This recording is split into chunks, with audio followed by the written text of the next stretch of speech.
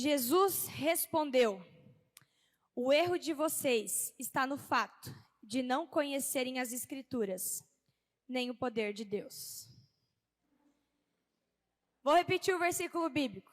Jesus respondeu: o erro de vocês está no fato de não conhecerem as Escrituras, nem o poder de Deus. Mateus 22, 29. Como nós erramos por não conhecer as Escrituras? A gente falha por não conhecer os textos bíblicos. Esse é um versículo bíblico que Jesus fala aos saduceus, quando eles questionam Jesus sobre a ressurreição. E aí Jesus fala assim: se vocês conhecessem as Escrituras, vocês saberiam que ressurreição existe. Ele fala: vocês falham porque vocês não conhecem nem as Escrituras e nem o poder de Deus, que é capaz de ressuscitar. Quem de nós tem o hábito de pegar a Bíblia e estudá-la?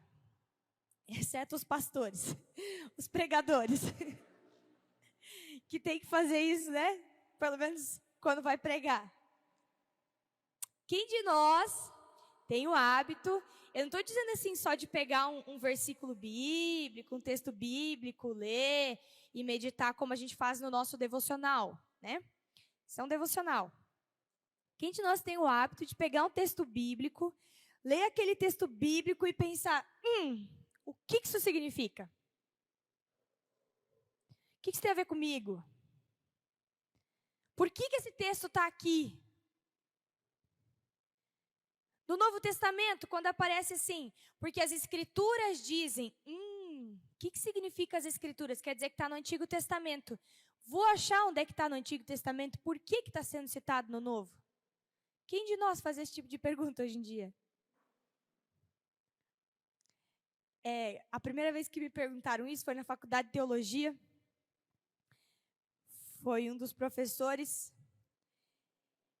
E eu vou dizer assim, que da turma, eu fui uma das que fiquei com vergonha. Eu falei: não mais, né? A Escritura não é só ferramenta do teólogo, ela é ferramenta do cristão. Ela deve ser estudada, pensada, pesquisada por nós.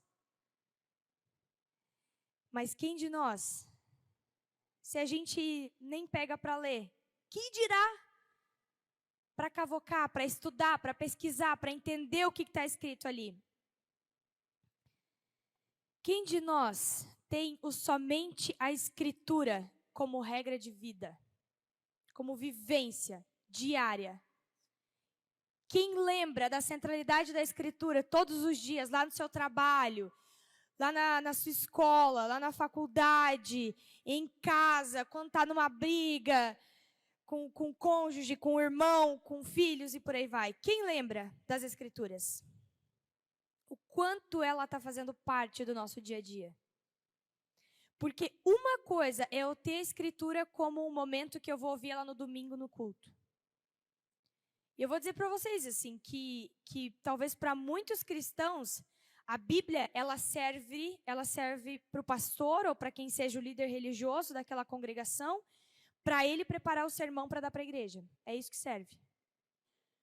Para a maioria dos cristãos é isso. Porque se fosse diferente, se fosse uma outra linha de raciocínio, esses cristãos também se apropriariam dessa palavra, estudariam ela, usariam ela, folheariam ela. Nesse contexto desse versículo de Mateus 22, 29, Jesus é questionado pelos saduceus acerca da ressurreição. E Jesus responde se referindo ao Antigo Testamento. Ele usa dizendo assim: acaso Deus não é Deus de Abraão, Isaque e Jacó? Deus é Deus de mortos ou Deus de vivos? E aí ele diz: vocês não conhecem as Escrituras e nem o poder de Deus revelado nessas Escrituras, porque se conhecessem não me fariam esse tipo de pergunta. É isso que ele está falando para aquele partido religioso, digamos assim, como era o dos saduceus. E daí ele cala a voz dos saduceus, deixa os saduceus sem respostas.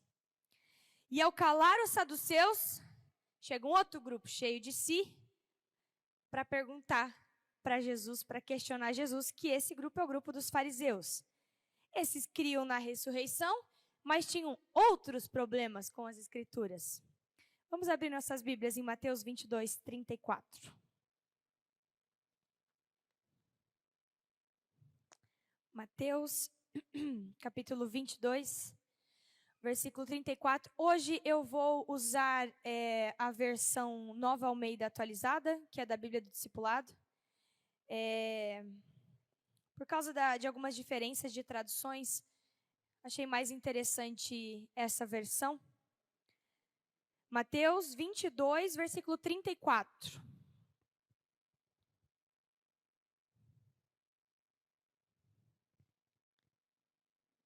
Logo após ele ter essa conversinha com os saduceus, então chegam os fariseus para questioná-lo.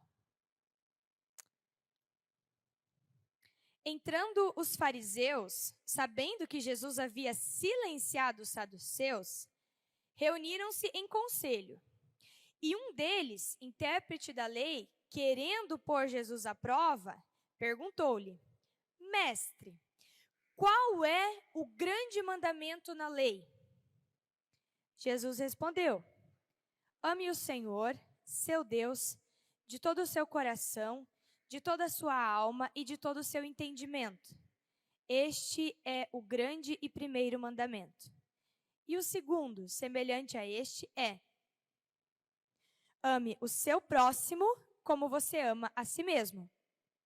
Destes dois mandamentos dependem toda a lei e os profetas. Quando no Novo Testamento, principalmente nos evangelhos, eles se referem às escrituras, eles estão se referindo ao quê? Ao Antigo Testamento. Porque eles não tinham ainda o Novo Testamento, eles estavam, digamos assim, vivendo o que seria escrito no Novo Testamento, né? Então, quando eles perguntam aqui para Jesus, como que você resumiria? Qual é o maior mandamento? Jesus se refere a todo o Antigo Testamento, principalmente a lei, Levítico, Deuteronômio, e aos profetas. Isaías, Jeremias, Oséias, Amós, todos esses, no caso. E Jesus resume em dois grandes mandamentos. Ame o Senhor, seu Deus, de todo o coração, de toda a sua alma e de todo o seu entendimento. E o segundo, semelhante a este, ame o seu próximo como você ama a si mesmo. E ele diz, destes dois mandamentos dependem toda a lei e os profetas. E os fariseus eram especialistas na lei. Quando fala lei, está falando basicamente dos livros de Levítico e Deuteronômio. Principalmente Levítico. Deuteronômio repete algumas leis, né? Que eram as leis que regiam o povo de Israel, que regiam o povo de Deus, e que os fariseus gostavam de discutir sobre elas, porque era o assunto principal para eles. Nós podemos dizer hoje que a Bíblia se resume a esses dois mandamentos? Como que eu poderia resumir a Bíblia hoje? Jesus resume o Antigo Testamento para eles, na verdade não o Antigo Testamento todo, a lei e os profetas, a partir desses dois mandamentos. Eu não definiria assim a Bíblia inteira. Por quê? Porque Jesus usa desses dois grandes mandamentos, porque a pergunta deles é, qual é o grande mandamento? Então ele resume a lei e os profetas em apenas dois mandamentos. Mas a Escritura em si, a Bíblia completa, ela não é só mandamento. Não é só ordem de Deus para nós. Se eu resumo a Bíblia numa ordem, num mandamento, ou em dois, ou em três mandamentos, eu estou dizendo que ela é só ordem de Deus para nós. E ela vai além disso. Ela vai além da lei. Ela vai além de mandamentos.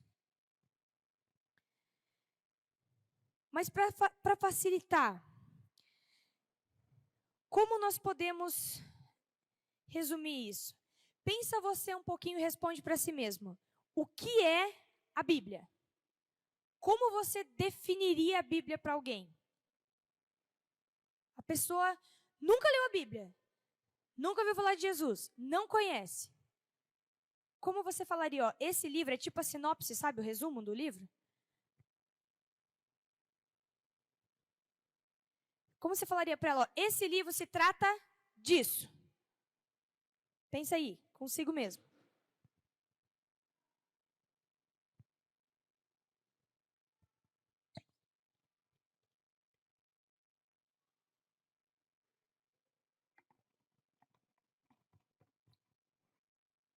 Pensaram? Alguém conseguiu pensar? Bom, eu coloquei aqui algumas definições. Uma delas, eu acredito que eu deva ter ouvido ela muito quando criança. Talvez era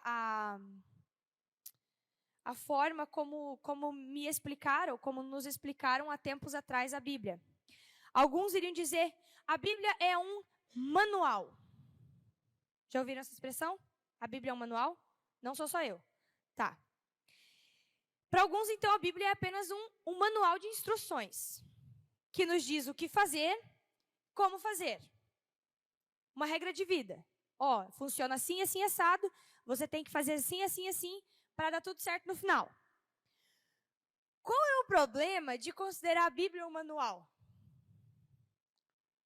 O primeiro deles é que ninguém usa manual. Alguém aqui compra alguma coisa e lê o manual antes de usar?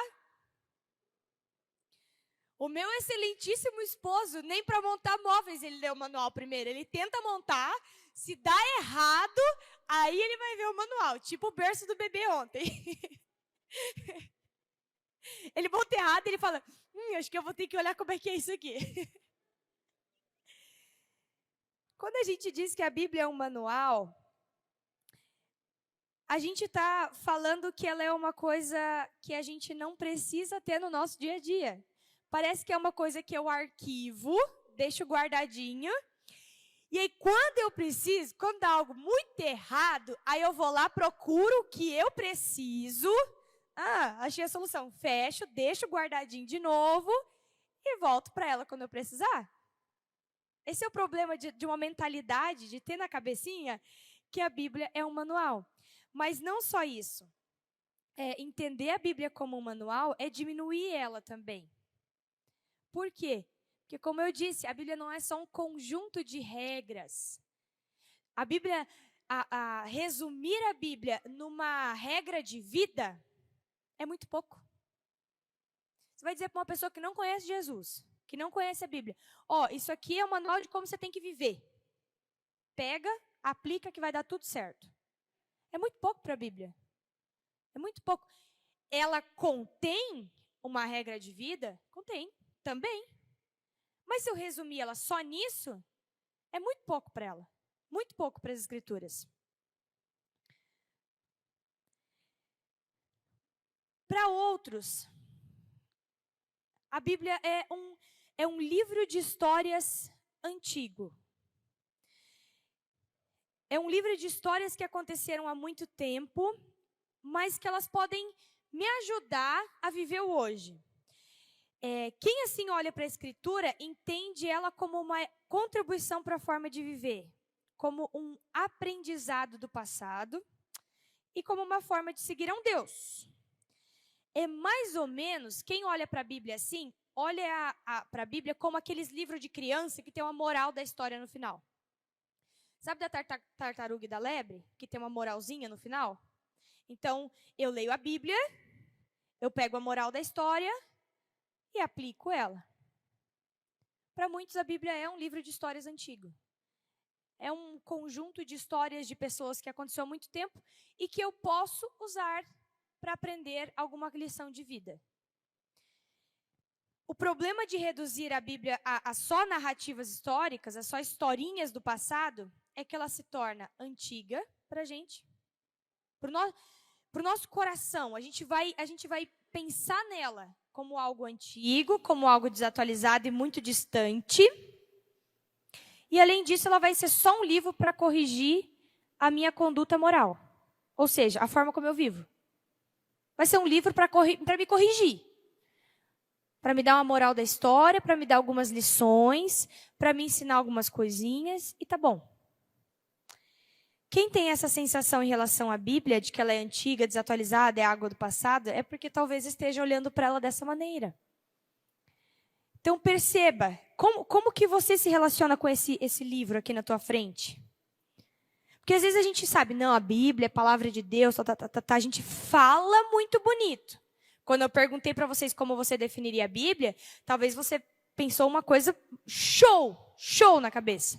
Só que, na prática, você se relaciona com ela de forma diferente. Ou como um manual, que tu deixa guardado e busca ela só quando necessita. Ou como um livro de histórias que você lê para tirar alguma lição de vida e tá bom.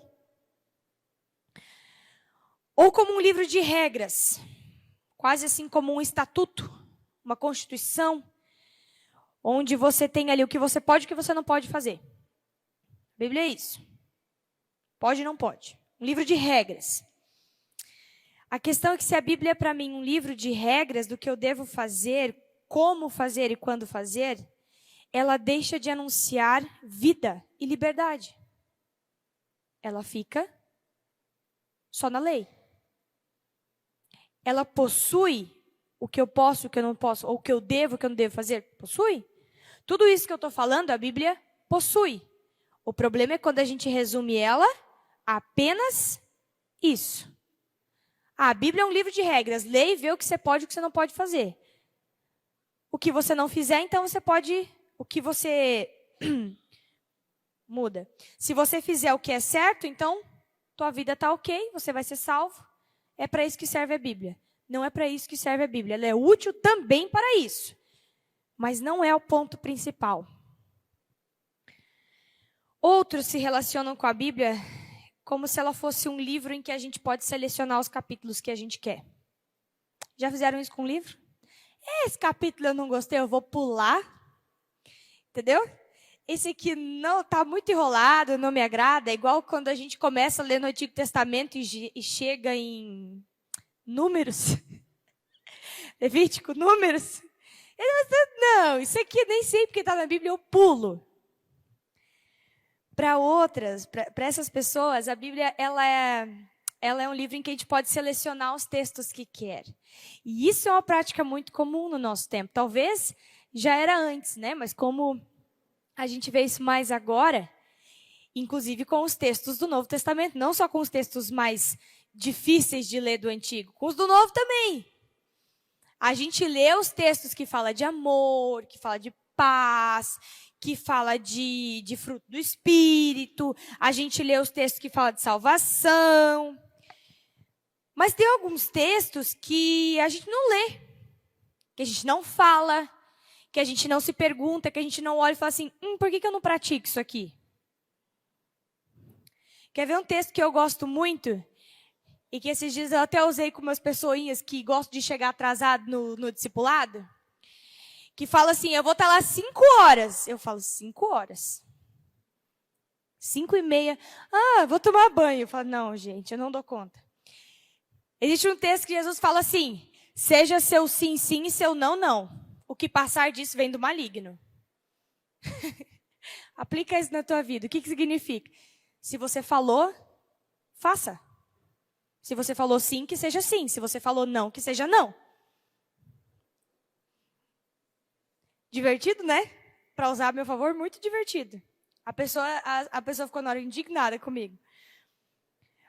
Mas a gente não aplica esses textos à nossa vida. Quando a gente dá a palavra a alguém, quando a gente dá a nossa palavra, será que a gente cumpre ela? O nosso sim é sim e o nosso não é não? Porque Jesus diz, o que passar disso vem do maligno.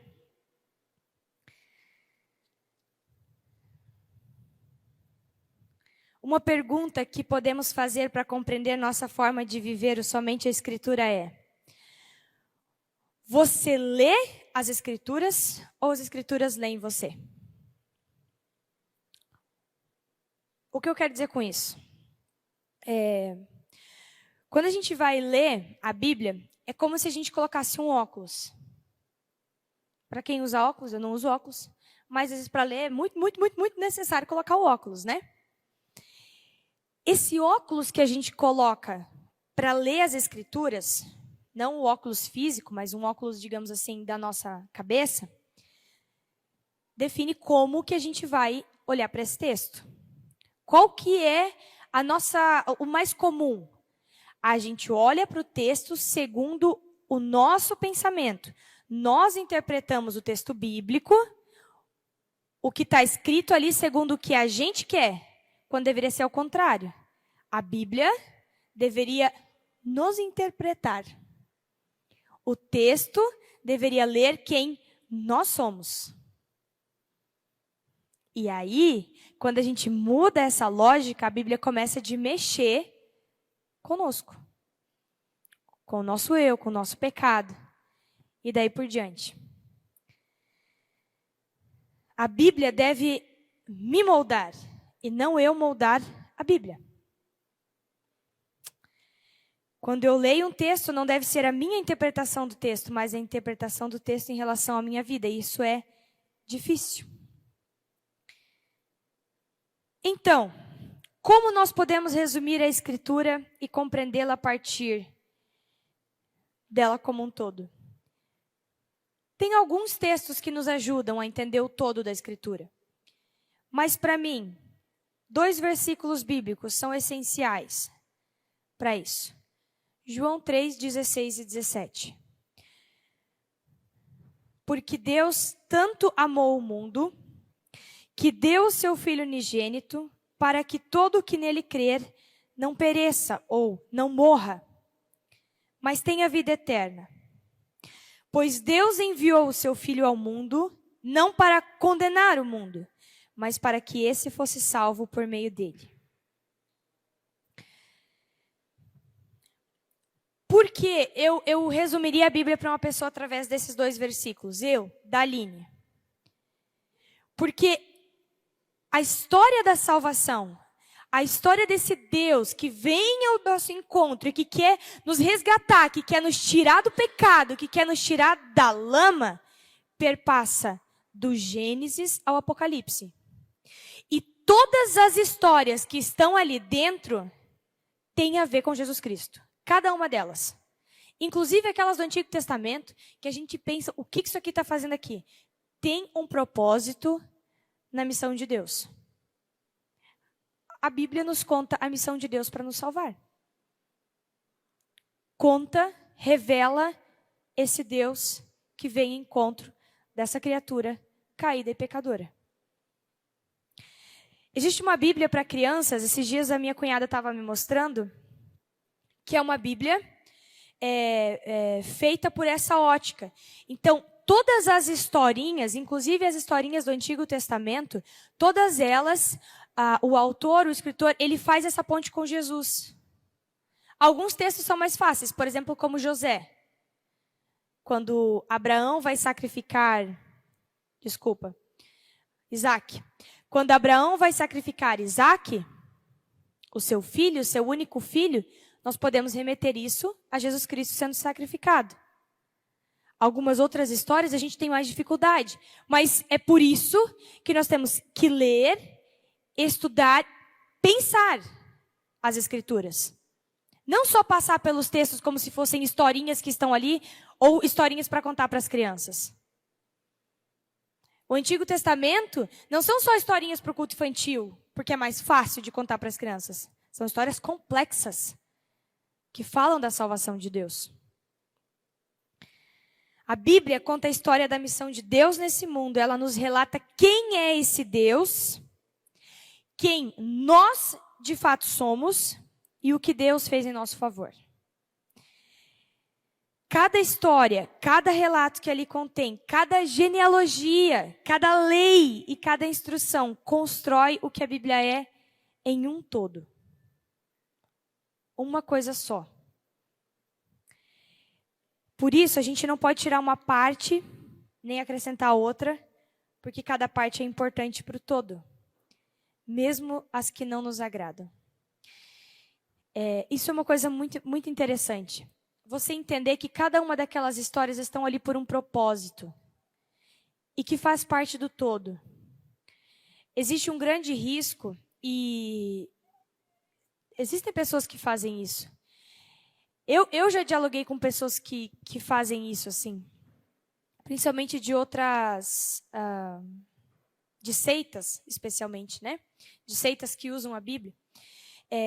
Que pegam textos, tira daquele contexto e fala, Deus está falando isso.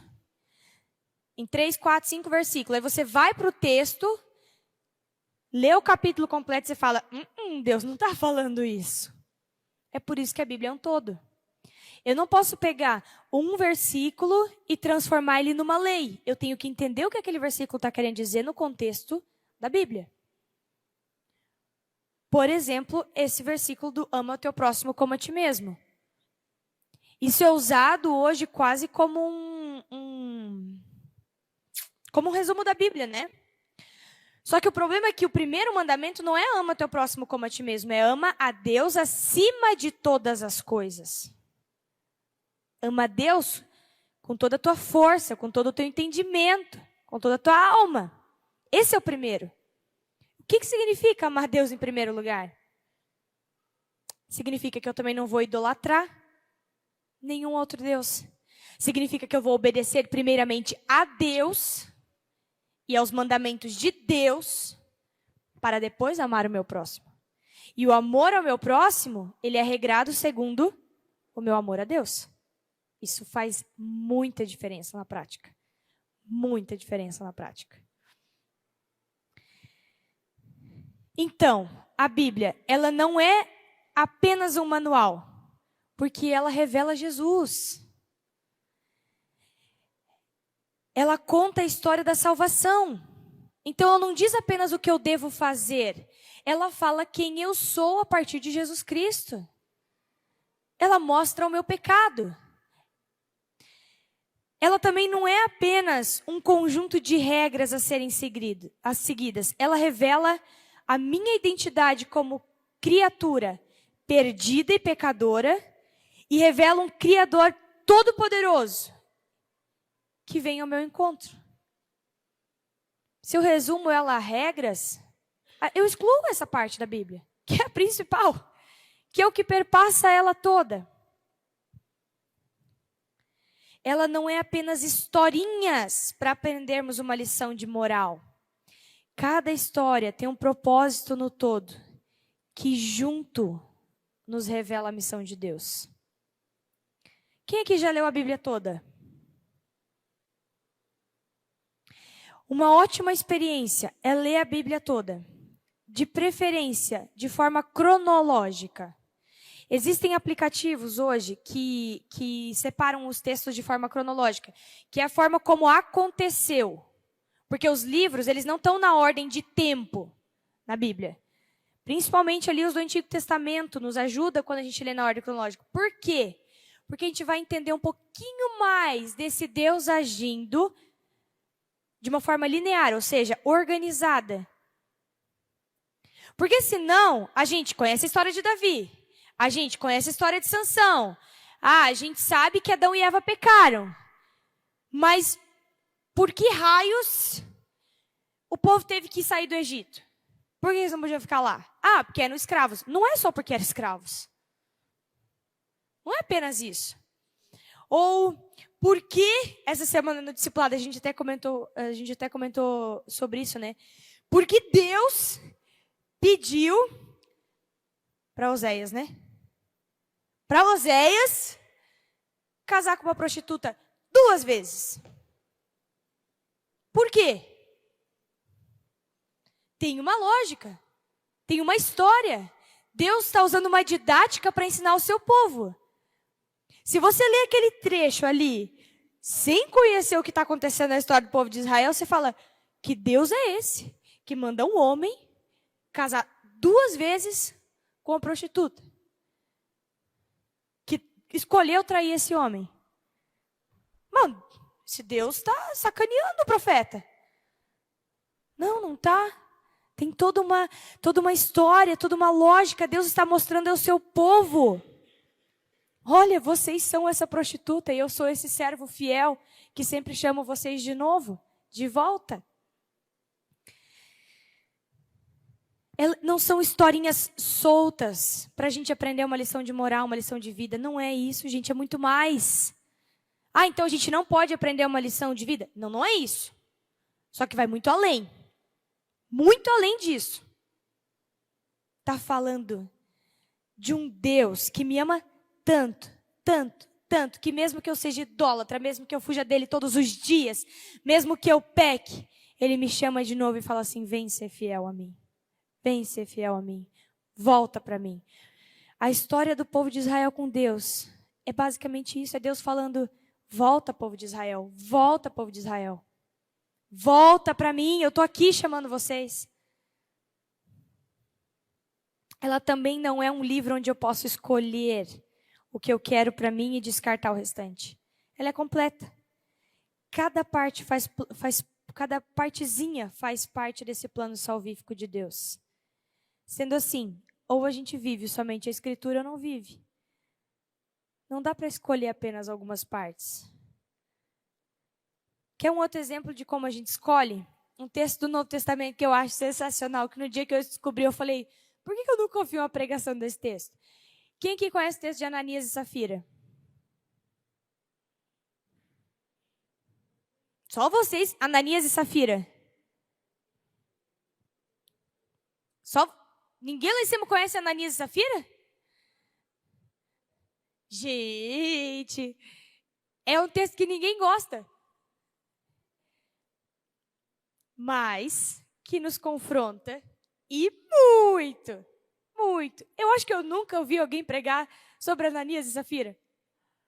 Eu tenho muita vontade, então a hora que for eu aviso vocês. Aí se vocês vão querer vir no culto ou não é outra escolha, né?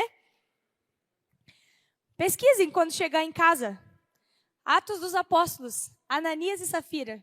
O que aqueles dois passaram? O que aconteceu? É um texto do Novo Testamento. É um texto do início da igreja. Que ninguém quase conhece. Que a gente não ouve falar. Por quê? Porque são textos difíceis de entender. E são textos que mexem com coisas que a gente não gosta de mexer.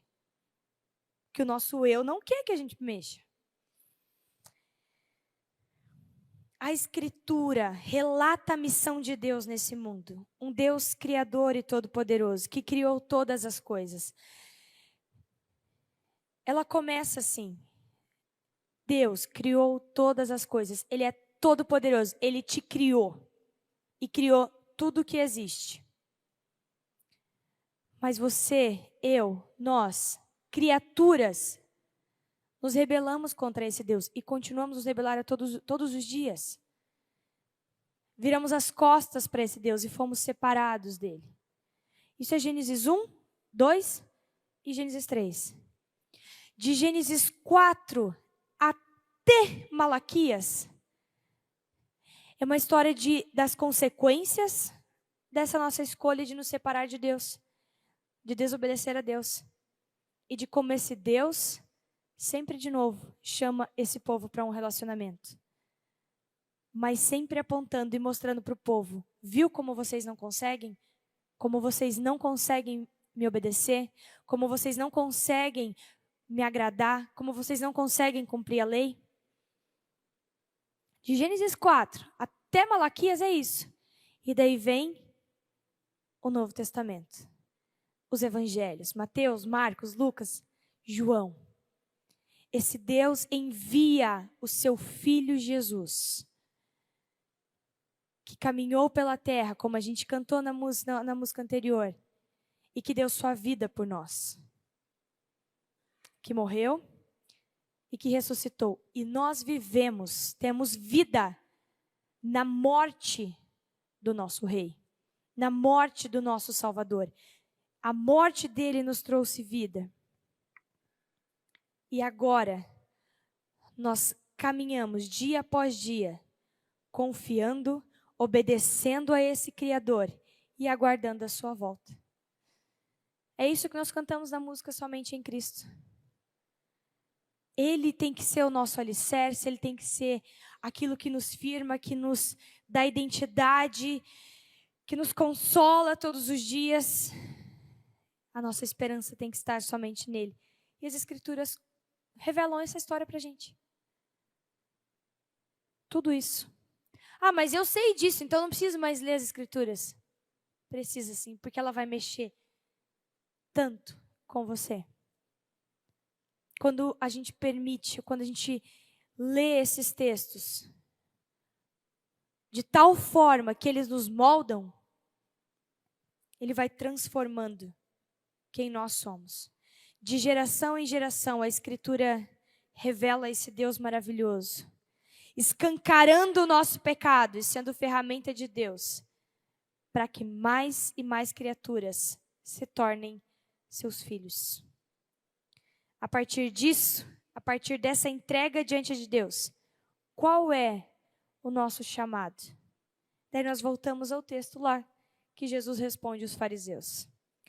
Ame o Senhor, seu Deus, de todo o seu coração, de toda a sua alma e de todo o seu entendimento. Ame o Senhor com tudo o que você é, com o seu ser, com tudo que você tem, com dons, com habilidades, com posses, com forças, com tudo que você é e com tudo que você tem, com o seu ser completo. Ame o Senhor seu Deus com toda a sua alma, com todos os seus sentimentos, com aquilo que vem de dentro para fora. Pertença a Ele, viva para Ele. Que Ele seja o centro de tudo que você é. E daí, a partir daí, você vai poder amar o seu próximo como você ama a si mesmo. Porque a gente ouviu semana passada o somente em Cristo. Eu falei bastante sobre como a gente tem dificuldade de viver o somente em Cristo, porque quem está no centro normalmente sou eu, né? Por que Jesus fala primeiro, ama a Deus? Porque se Deus está no centro, não sou eu que estou no centro. Certo? E aí ele diz, ama o teu próximo como você ama a si mesmo. Tu não vai também colocar o teu próximo no centro. Deus está no centro. Mas quando eu entrego a minha vida a esse Deus e aprendo a amá-lo, a minha identidade está firmada nele. E aí eu consigo perdoar o meu próximo. Eu consigo cuidar do meu próximo como eu cuido de mim mesmo. Eu sou capaz de experimentar esse amor pelo próximo, pensando no próximo como eu penso em mim mesmo. Desejando o melhor para o meu próximo como eu desejo o melhor para mim mesmo. Fazendo o melhor para o meu próximo como eu faço para mim mesmo. Se importando com o meu próximo, como todos os dias, a todo momento, eu me importo comigo mesmo. Grande tarefa, nós sabemos disso. Para viver isso, nós temos que estudar a Escritura. Para conseguir viver esse amor a Deus, acima de todas as coisas, e ao próximo, a gente precisa se debruçar nas Escrituras. Fazer com que ela nos lapide, com que ela nos molde, com que ela nos transforme, que ela fale para nós. E que a cada dia nós sejamos constrangidos diante da leitura dessa palavra. Quando a gente ouve essa quarta sola, esse quarto somente as Escrituras. Para a gente é óbvio que a Escritura ela é central para o cristão. Na nossa cabeça é óbvio. Mas não é óbvio na nossa prática. E precisa se tornar. Não deixa a tua Bíblia virar um manual arquivado dentro de casa. Usa ela todos os dias. Nem que seja para um versículo bíblico. Traga a Bíblia para o culto. Eu sou uma pessoa que sou contra trazer celular para o culto. Eu gosto que traga a Bíblia, por quê? Às vezes aqui na pregação, tu viu um texto bíblico, algum versículo te chamou a atenção, tu entendeu uma palavra que tu não entendia. Escreve, para depois você relembrar. Ou em algum momento da tua vida, você estava lendo ali um salmo, e aquilo te chamou a atenção, aquilo te tocou, Deus falou contigo, anota isso ali, porque daqui 10 anos você vai voltar e você vai ver a tua anotação. Hoje eu estou com essa Bíblia, mas normalmente eu tenho a minha surradinha, que é da época da faculdade. Por quê? Morro de medo de perder aquela Bíblia. Porque ela tem todas as minhas anotações do período da faculdade. E às vezes algum comentário de um professor, uma nota em grego, alguma coisa assim, ó, que eu acho, tipo, sensacional, tá ali. Mas no celular, no aplicativo, eu não consigo fazer isso. Eu não consigo aprender a manusear. A gente não sabe mais nem de cor os textos bíblicos, os livros bíblicos, a ordem. A gente precisa disso para a nossa vida. Assim como a gente precisa comer, assim como a gente precisa tomar água, assim como a gente precisa fazer exercício físico, que também muitos não fazem, né? A gente sabe.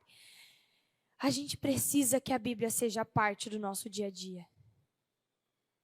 Comecem a experimentar isso. Comecem a viver isso de fato. Como a gente diz no discipulado, dê um passo prático para isso. Nós já estamos na época de encomendar, por exemplo, orando em família. Esse ano nós vendemos muitos poucos orando em família. Tem orando em família ali sobrando. Inclusive, se alguém quiser pegar, levar, não precisa pagar. Nós temos que distribuir esses orando em família. A gente não faz mais devocional. A gente não lê mais. A gente não incentiva mais os mais jovens a ler. Isso é um grande problema. Não só por não conhecer a Escritura, mas a gente não consegue mais pensar. Nós precisamos, sim, que a Bíblia seja parte do nosso dia a dia, parte da nossa vivência. Talvez você não tenha muito tempo e diz, eu não consigo achar tempo. Acha 1 minuto se for necessário para começar, mas começa. Começa. Eu conheço pessoas que levavam que deixavam o Orando em Família ou o Castelo Forte no banheiro. O que os homens fazem no banheiro? Ficam 2 horas no celular, não é verdade? Eu sei de alguns casos. Deixa Orando em Família lá em cima da caixinha do vaso. Tem ali meia hora às vezes. Tá rindo, né? Eu sei. Lê Orando em Família. Ué, se tu não acha um outro tempo? Começa. Inicia essa vida de aplicar, de viver, de ler as Escrituras, de ter um tempo devocional. Isso vai transformar quem tu é, a tua identidade, e vai te libertar, talvez, de muitas coisas que têm te aprisionado. Amém? Vamos orar, quero convidar o Ministério de Música. Vamos nos colocar de pé para orarmos? Fala com Deus. Se tu tem algum motivo de oração também, coloca diante dele. Se algo te inquieta e fala, Senhor, eu não consigo entender, eu não consigo ler.